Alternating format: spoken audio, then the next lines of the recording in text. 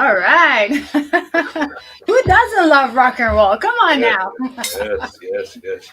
Good morning. Today's music is from Joan Jett, and it's I Love Rock and Roll. So I hope you guys enjoyed it. So I'm just trying to bring a little bit of the fun rock music to you guys while I enjoy doing these type of podcasts and shows. Good morning, Pedro. How are you today? Doing very well. How you doing? Awesome. So, I wanted to welcome all our viewers and our listeners. Um, Welcome to Coffee Time with Marie Torossian CPA. If you are a returning listener or a viewer, welcome back. If you're new to the show, give us a thumbs up in the chat so we know you are new. Of course, for listeners that doesn't work, but that's okay. Give us a like anyway. Go ahead and subscribe, like the channel or the page that you are watching us on. Make sure you click the subscribe button, the alerts, all the stuff you can do. Please. So you know whenever we go live, which is every Thursday at 10 o'clock Eastern Time on Facebook and YouTube and on LinkedIn. So I am your host, Marie Torossian. I'm a CFO, an auditor, a certified public accountant, and a chartered global management accountant. I use my proprietary and registered methodology valuation MT to help businesses that reach their first million to 10x their profits. I also have a matching e-course that you can, kind of study on your own, and you can access that on the profitlab.biz/programs. I'm also a Grant Cardone licensee, and I coach businesses in sales, marketing, finance, and money mindset. You can find some of the plans over there on the profitlab.biz as well. Also, I've authored a couple of books, The Complete Guide to Business Growth and The Business Owner's Guide to Operational Accounting. So that's also available on the profitlab.biz/shop. My colleague Pedro is the one that's my featured guest every episode. So Pedro, please reintroduce yourself to our audience. Maybe those that are new, so they get to know For those, you. exactly. Yes. Well, good morning, everybody. My name is Pedro Gonzalez, a CPA, business and tax strategist. We help our clients with improving their cash flow, minimization of taxation, and exit strategies. Cash flow is the lifeblood of any business, regardless of size and industry. Taxation, as we know, and I know this in the mind of a lot of people right now, is erodes wealth and exit. We all gonna exit. It just depends on how we're gonna exit. So now's a good time to start planning, to start strategizing on all of those fronts. Absolutely. And just a quick review of some of the episodes we've covered, the subjects we've covered before we get into today's conversation is, we've covered tax planning. So really go back to some of the episodes about tax planning. You're going to learn so much about that. And as the year is getting to a close, we're kind of like in the last few months of the year, you really want to start thinking about tax planning and what are the next tax regulations going to affect you, your business, your personal income, and all that. So go ahead and check those out as well. We're going to be talking a little bit on that today as well. And we've talked about, financial audits, IRS audits. We've talked about E2 investor visa, business plans and projections. I mean, we've talked about a lot of different areas of business and how, strategies that would help you from accounting or just general business and taxes. So today's conversation, before I say that, last week and the week before, we specifically covered some messy books, guys, that I've been working on 3 clients right now simultaneously, cleaning up their books. And I have to say, how many times, I don't know, Pedro, you and I have said this, it's so important to find the right accountant and a bookkeeper to help you keep your books clean. I'm seeing so much random journal entries being put in there that and or things that are missing, and the tax return and the books are not matching at all. So please guys, please pay attention. Go back to some of the things we covered in the messy books the past 2 weeks. so you can pay attention to what's going on in your books. Okay, so today specifically we're going to come back to the conversation. We did talk about Inflation Reduction Act when it initially passed, and but we covered it at a very general ideas of the key points. But today, Pedro mentioned that you mentioned that there's so many of the business owners, since you're on the tax side, they're asking you how this is going to affect their business, right? What is this law going to do to their business? So that's why, guys, we wanted to make sure that you have all the information you need and how this law is going to affect your business. So with that, Pedro, I'm going to open the floor to you to kind of walk us through some of the key things that's going to affect business owners from this specific law. Yeah. So as you mentioned, since the passing of the Inflation Reduction Act, a lot of people are concerned about the impact. I mean, some of the aspects of the law, as we mentioned before, it's not going to affect a lot of the small business owners. Mm-hmm. But the concern is the area where the funding that is going to the IRS, and how is that indirectly going to affect them, because it is the enforcement part of the plan. One of the recent criticisms that the IRS is getting is that you know they have been saying, and including Congress, stating that, well, this is to help taxpayer, to help in the backlog.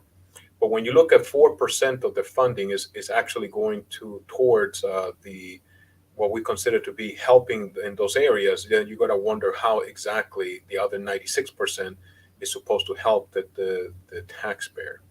We mentioned before that while the IRS has stated multiple occasions it is not intended to affect the taxpayers under the 400,000 threshold, uh, doesn't mean that you might not be audited.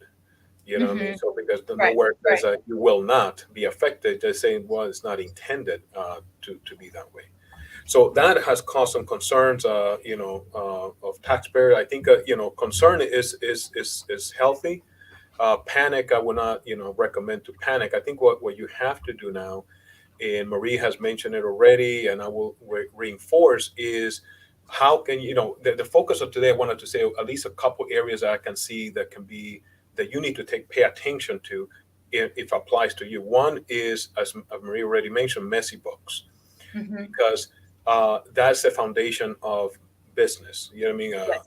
If you have messy books, I would encourage you to start cleaning up that. And if possible, I would actually encourage you to go back, because again, they're not auditing. If they were to start now, right now, auditing, they're not going to be auditing 2021.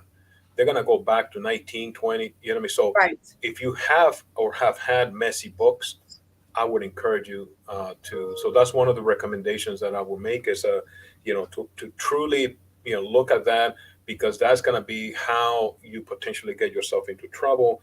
Even if you can, substantiate the transaction, it might be reasonable. Uh, they're going to be asking for financial general ledgers as part of their audit. Yes. So that's to start. I would like to start with that. I mean, to make sure that if you do have that situation of messy books, to look at that. So in addition to that, the income level. We mentioned this in a previous a podcast, that it is surprising, and a lot of people are surprised that the highest percentage of people get audited is not the $400,000 and above, is actually in the range around $25,000-$30,000 adjusted gross income with tax credits. Mm. So in that catches a lot of people by surprise, but it makes sense. Yeah, I mean, again, you got to understand that the in you and I that have done audits of financial statement, we Yes. look at what we call audit risk. Yes. And so it's not that we're trying to pick on you, is that this is where we find where the highest Yes. risk, where our the return on our investment, our time, is going to yield the greatest results. And Yes. it is a fact, and you can get upset about it, but what you ought to do is then, okay, so how can I prepare myself? And that's the purpose of this, not into the getting into the politics of this, but what can I do to protect myself? If you fall into that category, is make sure that you have, for example, the documentation as far as what kind of credits you received. We have asked people about the economic impact payments. You should have received a letter. Make sure you have the documentation Mm-hmm. to support your credits.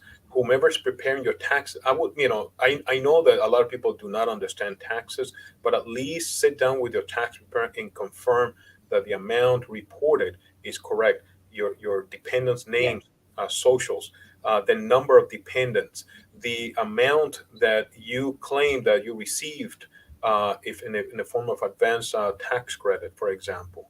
Make sure that look at that area carefully, because if you fall into that group, you have a higher probability of getting audited. And audits are not always going to be in the form of being physical or visiting you. It could be in the form of a correspondence audit, meaning that they're going to, before they either send you a refund. In some cases, people are getting adjustments automatically. They're just removing the credit because they are making a correction, and then they're telling you, we adjusted, in essence, we adjusted your return, and instead of receiving the quote unquote refund of $5,000, you receive 1,000 because we removed 4,000 that you claim as a credit. Now it's up to you to prove it otherwise. Mm-hmm. So, those are at times, and then imagine you now dealing with the IRS where the response is very slow, including for us. I mean, we as Right. professionals, we also have a challenge. That's why I'm encouraging you is to invest the time on the front end. You know what I mean? Don't wait for the IRS to contact you, because they'll send you a letter. They took the money out. Now try to go after the IRS to prove that actually it is their mistake. Yes. You Yes. see what I'm saying? So the income level, I would say that to be cognizant of that. So that's one of the red flags is, especially if you receive credits, uh, I would, double and triple check that information before it's transmitted. Um, High amount of deductions is another area that you need to be, again, aware and make sure that it's properly documented. And that goes back to the bookkeeping. Make sure that your expenditures are properly documented. They're supported. Not only that they're in your QuickBooks, is that there is supporting documentation for that deduction. And I Right. know that in your practice, I know that you also do the attaching invoices to the transactions. Right. Yes. That is, to me, right now, I look at that as insurance. If necessary, I'm telling you, it's better to go back if necessary and start looking for those transactions, start Oh, accumulating absolutely. that data, start looking for those invoices, start attaching those to transactions, especially the major transactions. I know now might be hard for you to go back to 2019 and find that receipt for a business meal of $200. Right. But if you incur major transaction, either purchase of property, equipment, Right. you know what I mean? At least as a minimum, leases, for example, Yeah. you'll be surprised to think that they're gonna go and ask you, but if you have leases, even if you can show, but look, I pay every month $1,000 to ABC LLC, is that they want to see the contractual agreement. So make sure you have your leases in place, that you have your not only office lease, but equipment leases, that you have your purchase agreements. Uh, you see what I'm saying? So make Yes. sure For that sure. those major transactions, you have the documentation. And I heavily encourage that you do spend a little extra time in looking into those. And then look at the reasonableness. And this is something I know that you and I do a lot. That we, after everything is done, then Yeah. look at how is this reasonable based on the level of income. I mentioned in the past, in a couple of podcasts, I've been working on a couple audits. I'm getting more referrals for audits. The individuals getting audited, Yes. and you'll be surprised at some of they'll tell us. I mean, what was the reason why they got picked? Well, look, Pedro, look at the travel. The 2020 returned with $20,000 in travel expenses. It doesn't make sense. Right. 2020 was a lockdown. Right. Right. Right. You know what I'm saying? So it's There's not no way they traveled that you, much. is that something was put in that return that immediately, in essence, is a red flag. And so Absolutely. that should be something that should be carefully. And now, is it possible that they actually incur? So you better have the documentation. Right. Exactly. It might Exactly. be that you did somehow, you managed in spite of the lockdown, you managed to do some travel for business, and so you Right. have to have those documentations in place. So look at that. So again, high deductions. Not that I would not advise you to go to the other extreme and say, well, I'm not going to deduct to prevent to be audited. Is that invest is in the proper documentation. You should not cheat yourself of deductions. Of So course. Of you see course. what I'm saying? So Yeah. my warning Yeah. here is the documentation, not to cheat yourself of deductions, to so I don't become a target. Uh, Right. the other red flag is going to be the entity of choice. We have discussed this. We did Oh a yes, we have. We webinar. The entity of choice, and again, it surprises people that sole proprietors have a higher probability of being audited. So you have to take into consideration if this may behoove you to switch into an LLC, even if it's a single member LLC or some entity have. where your transactions are no longer in your tax return. You know what I mean? Creating an S corp, for example, where now the S corp have a lower percentage rate. So you can take your same transactions, the same business, and switch it from a Schedule C into an S corp, and Right. reduce your chances of being audited. So those are a couple of things I wanted to mention. How again, through the conversation we're having with our clients and other people are approaching us in concerns about what can we do. You know what I mean? Again, in spite of, can the IRS hire 87,000? I don't know. They have not. They have not Yeah. made it official. I know that's a number has been thrown around, and my goal is not to scare you. Is to what is reasonable. Regardless if they hire 80 or so thousand. My opinion. I don't think that they can hire that many. Look at how challenging it is, the Of labor market. course. Yes. So, but at the same time, I will not say, well, don't worry, because they are not going to hire 80. They might hire 50. They might Right. hire They might 20, have 40. but there's still an improvement on their staffing. Yes. So my suggestion is to prepare to invest some time. And again, I think that the best investment you can make right now is in your bookkeeping. That I mean, Exactly. Pat, Which is tax deductible. it is tax deductible, exactly. And invest in quality. You know what I mean? And people Exactly. that are knowledgeable about the accounting. It's Yeah. not about, like you mentioned, and I'm not gonna continue. But go back to those episodes where you discuss about the proper accounting.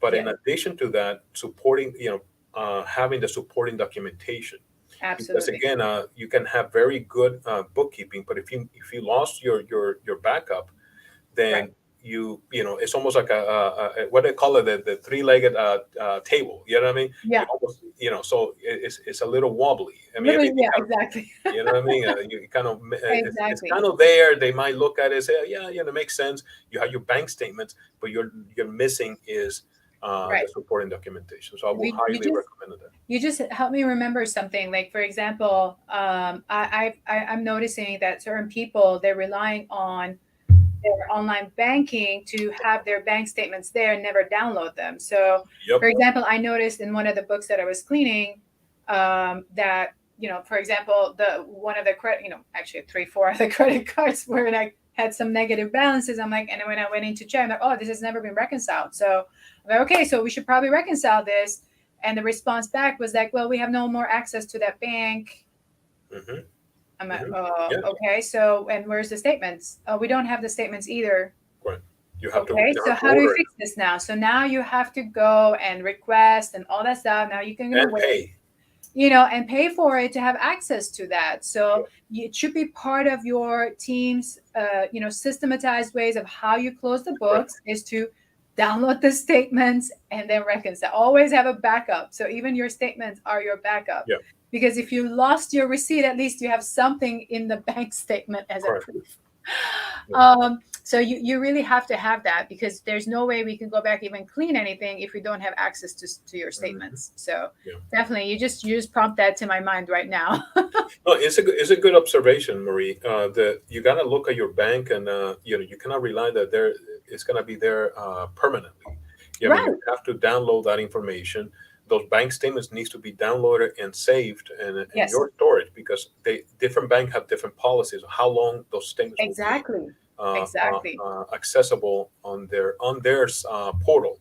And Yes. then after that, I'm sure, I think all of those banks, if you need, they'll kind of you have to order and you got to pay Yes. a fee per page and things like that. So Yeah, absolutely, absolutely. So it's important to have a specific system of like month end closing. These are stuff that we've worked on so well. So if your team is not performing as the way it should, we're always happy to come train your team as well mhm. to help make sure there's that system that they can follow, and that way you have a good system in place that everybody's doing the same thing, and it's repeatable by anyone that's coming in if you happen to lose a staff member.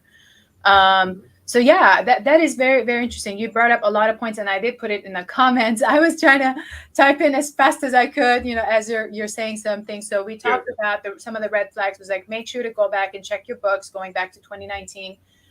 Anything that seems to be out of place, make sure that you have all the support documents for those. One of the red flags is anyone that has a lot of tax credits, so that's going to be a red flag. So watch out for that. Verify all the information that it's being submitted every year. So just don't assume everything is correct in the tax return. Just verify with your book records. So take your time to sit down and review with your tax preparer to make sure everything is. I mean, we're human. We're typing stuff in. Something can go wrong, and you want to make sure that it's being reported correctly. And if something doesn't seem right, ask the question. They should be explaining that to you. And so any red flag is high amount of deductions you mentioned. And then let's see, entity of choice. So sole proprietors are going to be more prone to like being picked for a possible audit. So those are very, very good pointers, Pedro. Thank you for sharing them. Yeah, yeah. Yeah. Yep. The other area, and I'll mention also briefly, I know we discussed this before, is the 1099Ks. Are they going to be issued? Right.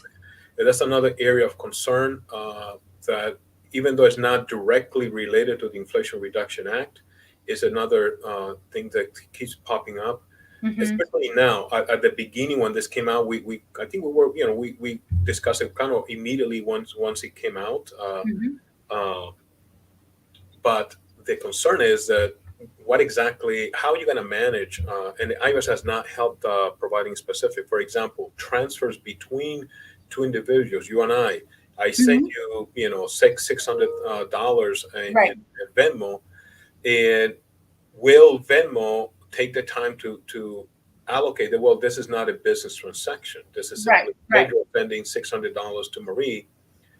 Or are they going to simply take that, which most likely this is what the suspicion is.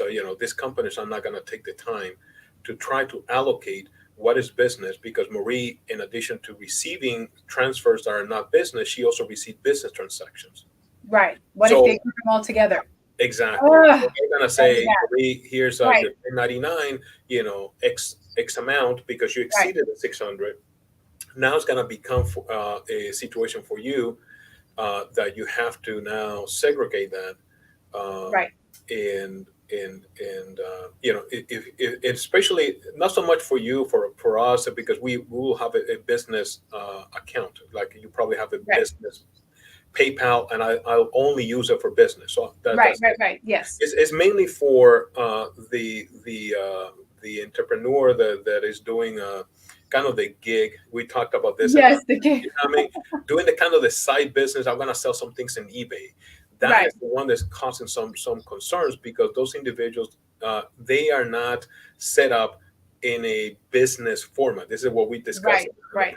They typically are doing this on the side just to dispose of some old pair of jeans. So let me put Right. it on eBay and now try to figure out what the cost basis of that is. I bought this pair of jeans, 5 years ago. I don't know how much I paid for that. Yeah. Now, because I happen to be over the $600 threshold, I'm gonna have to now report deduction or expenses, Right. so then I can reduce the potential exposure to taxation. Because again, remember that $400 is a threshold for self-employment tax. Hmm. So if I already send me a 1099, I'm gonna be subject to self-employment tax. Right. So this is gonna be a headache for that group of people. The people that are getting into the eBay, doing kind of a little bit of Amazon, but I'm not Right. really in the business. You know what I mean? So those individuals, and then I use the same Venmo, the same PayPal to receive transfer between a reimbursement from my friend. We went out for a pizza, and Right. he or she sent me kind of his or her half of the Right. expenses. And it And gets pulled into, exactly yes. how I'm gonna now separate all of this. But again, that IRS has not provided clearance about this. Now, one of the things that's being circling around is increasing. There's a proposal to increase it to 5,000. That will alleviate Right. Right. the That makes small sense. taxpayer, and I think it makes sense. I mean, Yeah. 600 to me was 600 is so small. yeah, it is a very small And amount. it's super That basically, tedious. I think they estimated that 60, almost 70% of the individuals that have the $600 or more is typically the eBay type of individual selling household items. You know Right, what I mean? right, So it's right. a person that Getting rid of stuff from the house. Yeah, exactly, exactly. Instead of doing exactly. a garage Cleaning the sale, they're just closet, putting it on eBay. and I have this a couple things in here. And Yeah, yes, in the process, I sold, let's say, $800 of knickknacks that I had right, accumulated, right. and I sold them. You know what I mean? So I generated $800. Now I'm gonna get a 1099. Pedro here, $800 that I have to now figure out what was my cost basis of that, of Hmm. items that were sitting in my closet for many years, and now I'm selling them. So Right, right. Absolutely. Yeah, I think it's such a burdensome thing for an individual just to track all of that for such small mhm. items. Absolutely, Yeah. it's definitely too much. So we had another little area to discuss. So this is I think we have a little bit of time. We can go over a little bit, because we try to stay within 30 minutes. So another something that's been coming around, and some of the business owners have been talking about, and you mentioned it too, is that how to handle difficult clients, Mhm. difficult customers. So we've all had those type of experiences, and so maybe you can give us a story about, let's say, the specific example you had, and then I'll jump in as well. So, and then we Yeah. can kind of give some ideas to those who are listening. Yeah, and I'm sure that a lot of the listeners probably can relate to this, especially if you own a business with Yes. the labor market the way it is. A lot of the pressures that we're having, you name it. I mean, we are all under a lot of stress.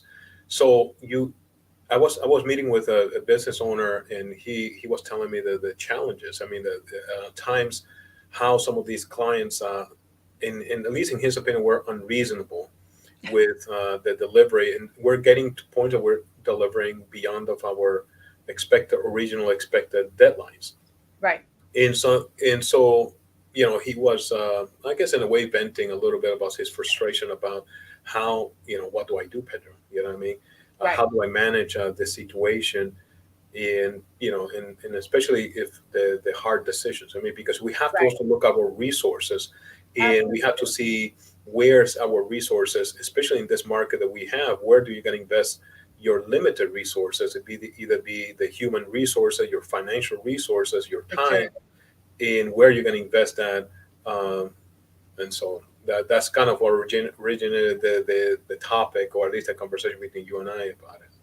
Yeah. Yeah. And I've had, I think when you first start out as a business owner, I think we all go through those challenges at different times. But I think for me, in the beginning of my journey, I did have a client that became excessively uh, not only demanding, but almost the tone of discussions, the tone of Yeah, of communication became so difficult and kind of like being talked down to. It just made me feel very uncomfortable and yeah, very stressed. Actually, was really affecting my yeah, happy self.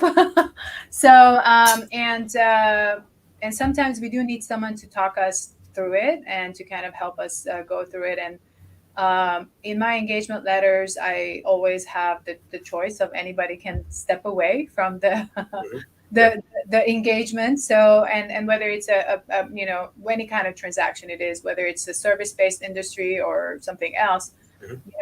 I think you're going to have to make the choice of where is it worth the money, let's say, or is it worth the headache? Is it worth the stress? And I think for me, it was like, no, wasn't worth any of it. So I had to, from my end, what I did was I brought into the conversation the fact that, we had agreed on 1, 2, 3, 4, 5, say, Hmm. and now it's becoming 10, 20. And on top of that, I did not appreciate the tone of voice. And so I'm happy to finish 1, 2, 3, 4, 5. And that would be the wrap up. I will not move forward with anything else. Yeah. And that would be the end of the engagement. Yeah. And the reaction was like, oh, wait, that's not what I wanted. That is not, and just hang in there. I'm just going through a lot of hard time. And I'm like, great, I understand. All of us go through hard times, but there's really no reason to talk down and make people feel bad because we're all trying to help you. I'm here to help you, you know? Correct. So I think it's important to have those kind of difficult conversations sometimes. Yeah. Yeah. Yeah. Just like any relationship. I mean, Yes. that you have to work first, see what can be done to gain a level of understanding Right. of how we are going to transact. In this case, it's a business transaction. How Right. exactly I'm delivering you value. Are you pleased with my service? Yes. Okay. So then let's then understand why am I receiving this in exchange, and at least Right. gain a point of understanding. Now, like any relationship, I will not encourage anybody to be in a bad relationship. You know what I mean? I Of course not. understand about being, mediate, about understanding, but in any kind of relationship that is abusive, is demeaning, you should not Exactly. participate on that. So I think as hard as it is for business, and I know that happens to business owners, is that they're looking at this as a stream of income that is going to Right. hard. But you also have to understand the amount of energy that you're devoting, and then the rest of your clients are not receiving the best of you either. Yes. Very So good point. Very so good you gotta point. keep that in mind, that you're not delivering this over here. Well, the situation over here is drawing a lot of energy, a lot of resources from you, and the other ones are suffering. So you might end up with no business. You know what I mean? Right. Exactly. Trying to keep this one at This my one, and then yeah. So yes, it's like putting all your eggs in one basket right, right. while the other ones, so yeah, I think for me the end result was really great because we wrapped up the engagement, and then in the meantime I had a couple of other businesses that I was helping at the time, and this was one of my initial, I guess, first time, kind of experiences. It was very difficult emotionally to handle it, but I'm glad I got to feel it at the beginning stages of my, Hmm. entrepreneurship journey. Yeah. And yeah, it was super helpful because now I know exactly what I want. I know who I want to work with. And if it's a client that doesn't seem to be matching, I really don't want to work with them. Correct. Yeah. No, And it's a gonna, good like point. you said, it's going to take too much energy away. And it's like, at the end of the day, we as the service provider should not be carrying, not that should not be, but we should technically not be the ones caring about the business owner's business more than they are. Or if they're acting in a way that it's not good for them, like we should not be the ones caring for them a lot more than they are caring for their own business. So, Correct. so if we're putting all this energy in to help them out and there's no understanding of the value received, then it's just energy wasted, Yeah.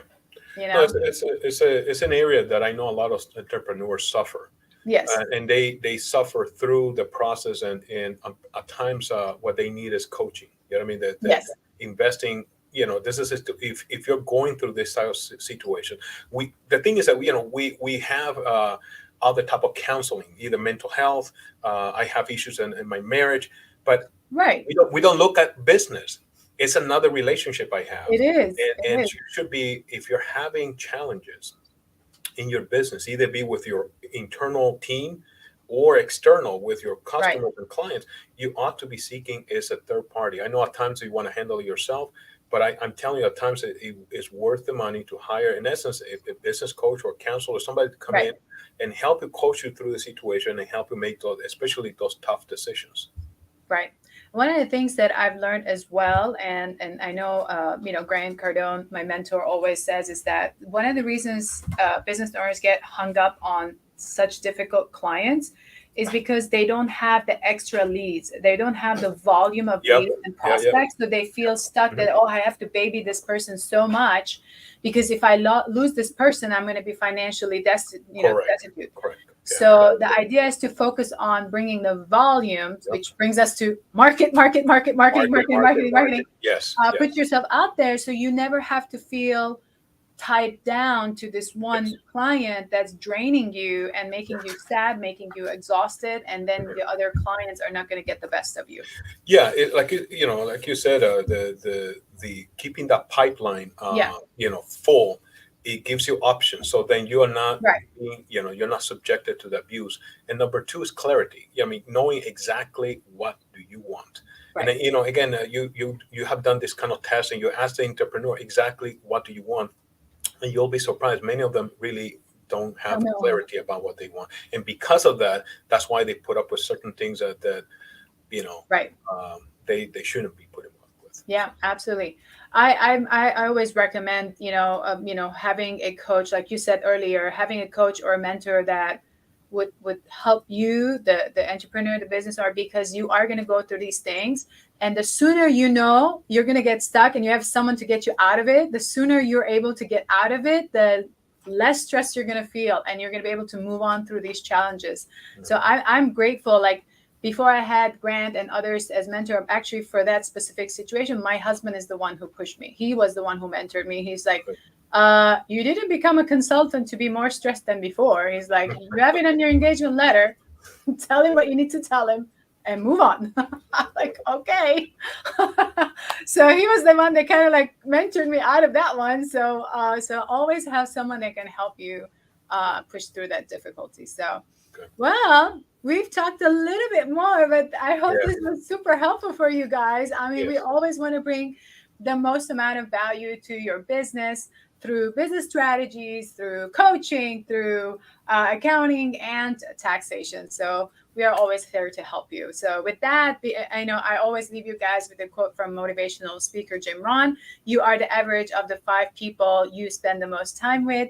I hope we are 2 of the 5 people that you are spending your time with to learn and grow your business. So until next week, I wish you a blessed and successful weekend. Okay. Take care. Talk to you next week. All right, let's get that music going.